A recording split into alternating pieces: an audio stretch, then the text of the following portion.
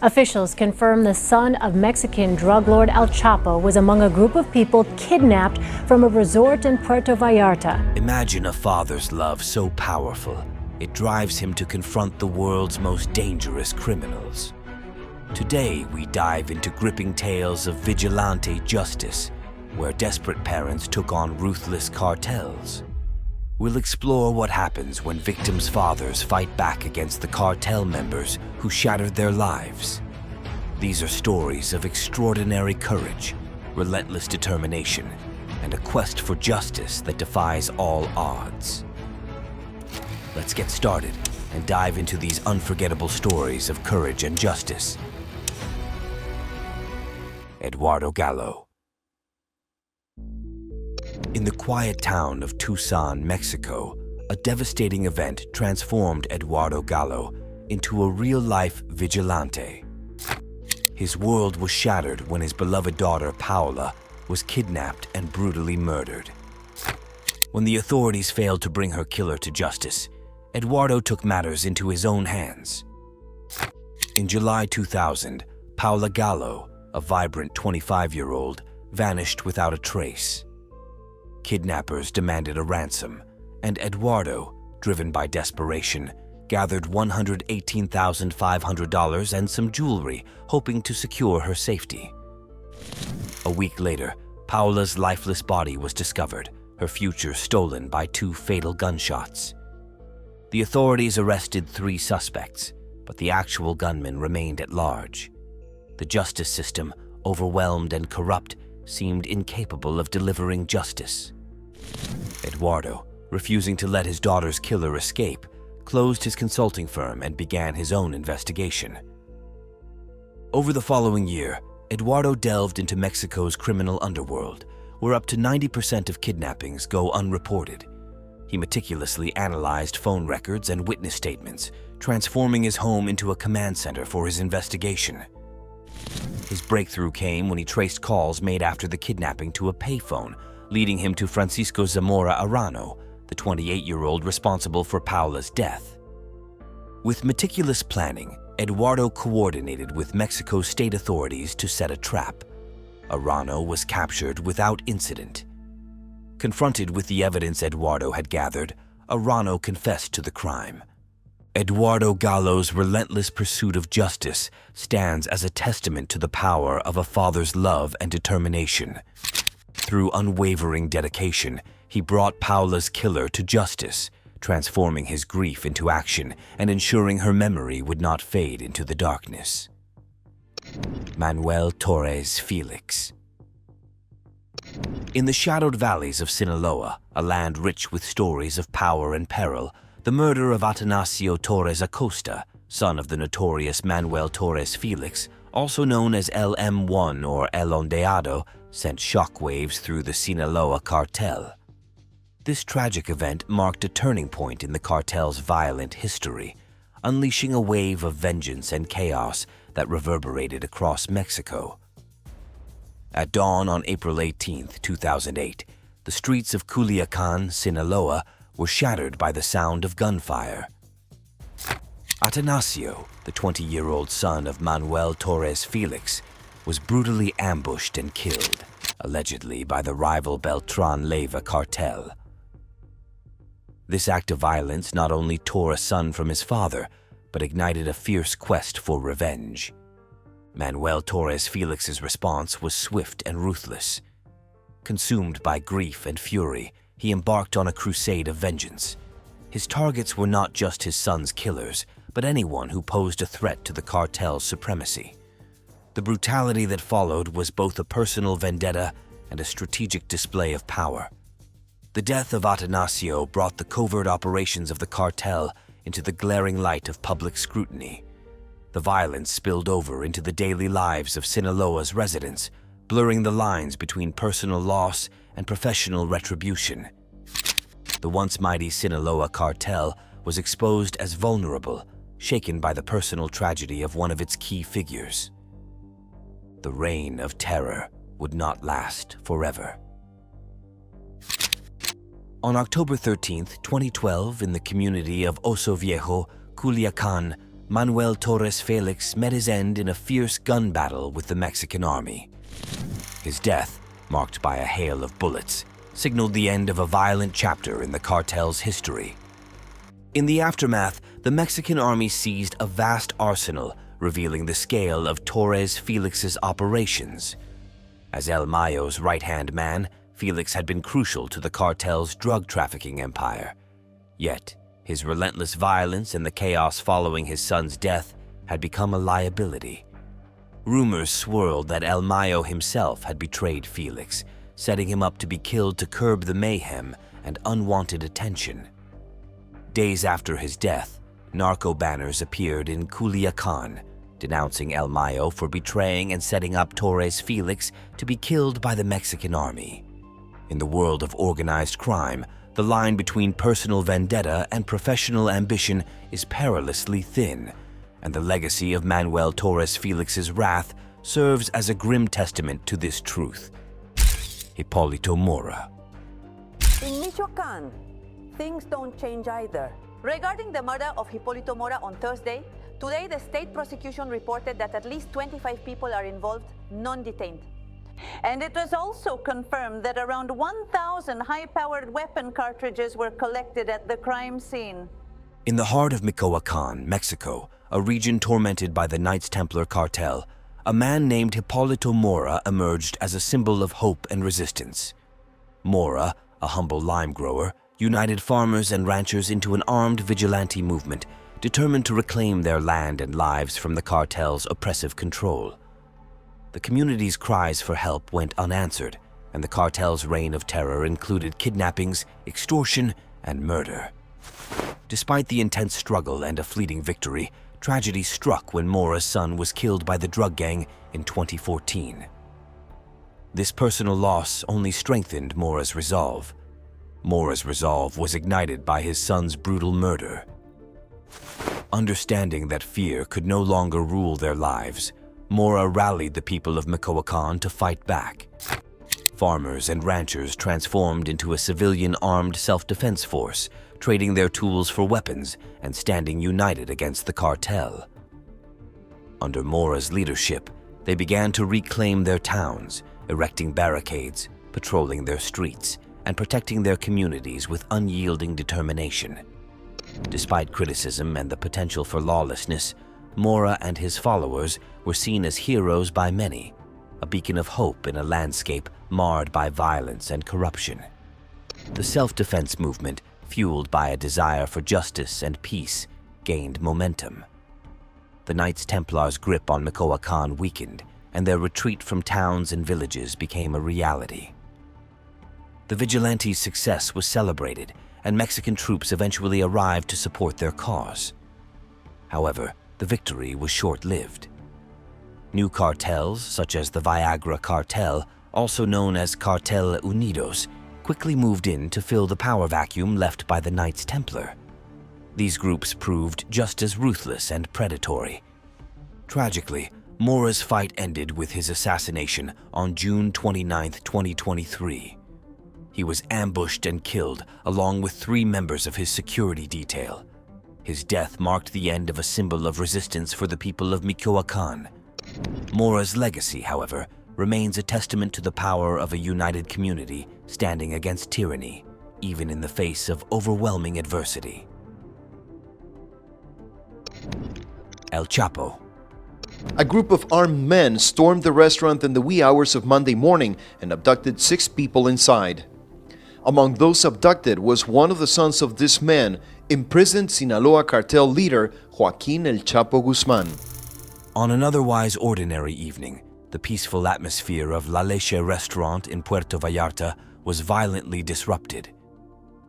A group of men enjoying the city's nightlife became the center of a high-profile abduction that caught global attention. Among them were Jesus Alfredo and Ivan Archivaldo, sons of El Chapo, who were dining when armed assailants stormed in. The precision of the attack suggested a meticulously planned operation with specific targets. Witnesses described the surreal calmness of the gunmen as they herded patrons at gunpoint. The Guzman brothers, along with 4 other men, were swiftly taken away, leaving behind an unnervingly silent scene devoid of the typical signs of cartel violence. This brazen kidnapping in a popular tourist spot sent shockwaves through the public and law enforcement. Speculation arose that the Jalisco New Generation Cartel, CJNG, known for their audacity, orchestrated the abduction. This act was more than a message to the Sinaloa cartel. It was a declaration to the world that a new contender was challenging for the drug empire's throne. The kidnapping occurred just 2 months after gunmen looted the house of El Chapo's mother, forcing residents to flee from his hometown in Sinaloa. Reports indicated that around 150 heavily armed men raided the remote village of La Tuna, cutting telephone lines and ransacking the home of the capo's 86-year-old mother, Consuelo Loera de Guzman. Several vehicles were stolen. Analysts attributed this attack to Guzman's former allies, the Beltran-Leyva cartel, seeking revenge for a 2008 betrayal and the death of their leader, Alfredo Beltran. The looting of his mother's house and the kidnapping of his sons were unthinkable realities. Amidst this turmoil, El Chapo was in prison in Ciudad Juarez, awaiting extradition to the U.S. in Sinaloa. Tension and uncertainty gripped the streets as the power vacuum threatened to destabilize the fragile peace. The kidnapping was a stark sign that the Jalisco cartel was not only challenging the Sinaloa cartel's supremacy, but was willing to strike at the very lineage of their legendary leader. The implications were immediate and far-reaching. If the Jalisco cartel could kidnap the sons of the most feared drug lord in recent history, it suggested a shift in the balance of power within Mexico's criminal underworld. The once untouchable Sinaloa cartel could now find itself on the defensive, its dominance over lucrative drug corridors into the United States under threat. El Chapo faced a dilemma. If his sons died in captivity, his cartel's status would be jeopardized, inviting attacks from rival cartels. However, declaring all-out war with the CJNG would likely hasten his extradition to the U.S. to prevent chaos in Mexico. He entrusted the task of securing his son's release to his most trusted ally, Ismael Zambada Garcia, known as El Mayo, the Sinaloa cartel's master negotiator. On August 20th, 5 days after the abduction, an unexpected turn of events occurred. The Guzman brothers, Ivan and Alfredo, along with their companions, were released unharmed. Their freedom was the result of secret negotiations led by El Mayo, whose back-channel dealings with the captors, alleged CJNG members, secured their safe return. The details of this negotiation remained undisclosed, fueling speculation about the exchanges between these underworld titans.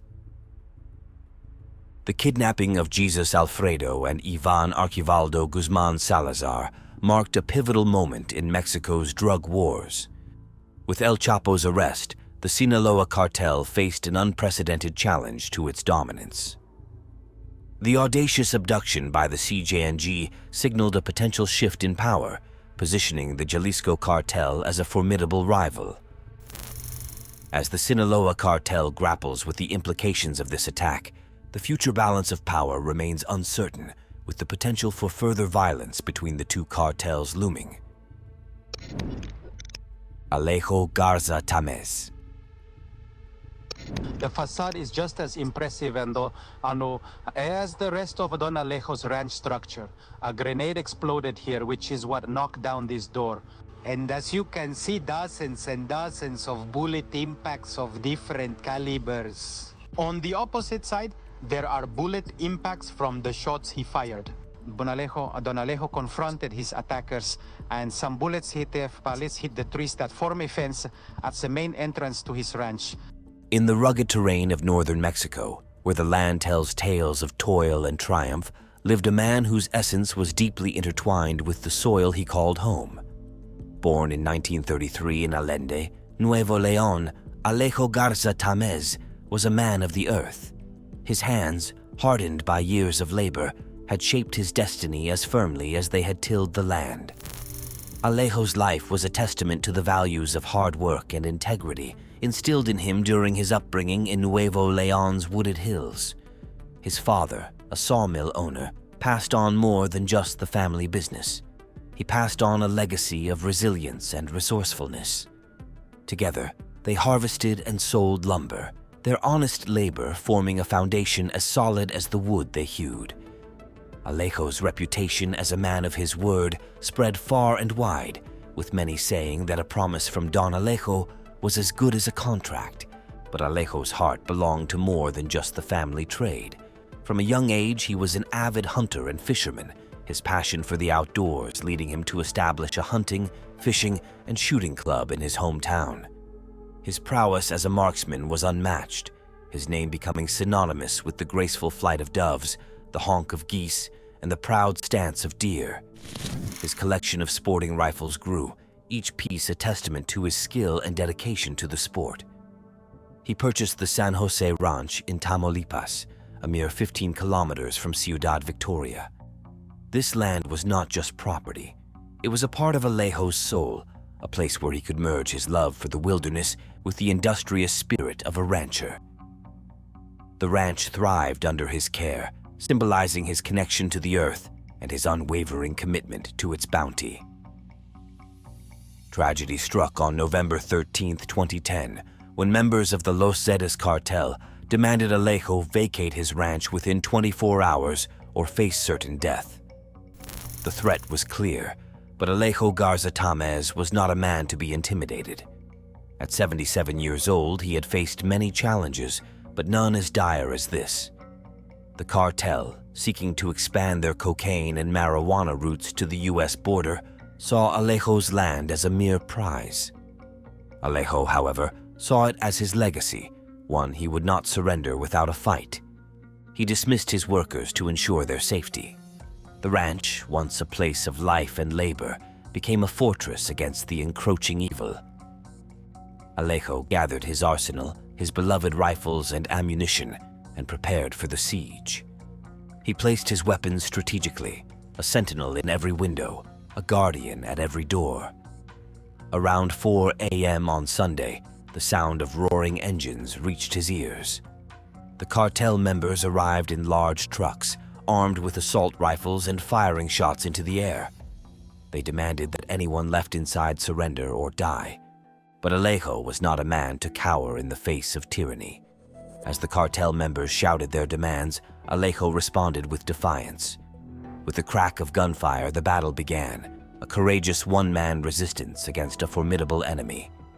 Alejo moved with the precision and calm that only a lifetime of marksmanship could bestow, each shot a declaration of his resolve to defend his land, his home, and his honor.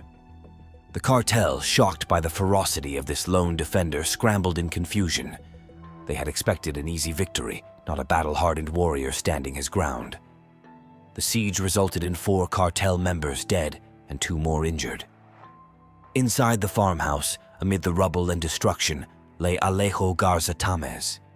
His lifeless body bore the marks of battle, 2 weapons by his side, silent witnesses to his last stand.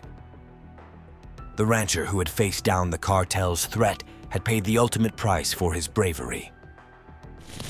Alejo Garza Tamez's story is one of extraordinary courage and determination. His unwavering stand against the cartel's tyranny turned him into a legend, a symbol of resistance and honor in a land overshadowed by fear and violence. Thank you for joining us on this journey through the powerful stories of fathers who took justice into their own hands. Their unwavering courage and determination remind us of the incredible lengths parents will go to protect and honor their loved ones. If you found these stories inspiring, make sure to give this video a thumbs up and share it with your friends. Don't forget to subscribe to our channel for more incredible tales of resilience and justice. Hit the bell icon to get notified whenever we upload a new video.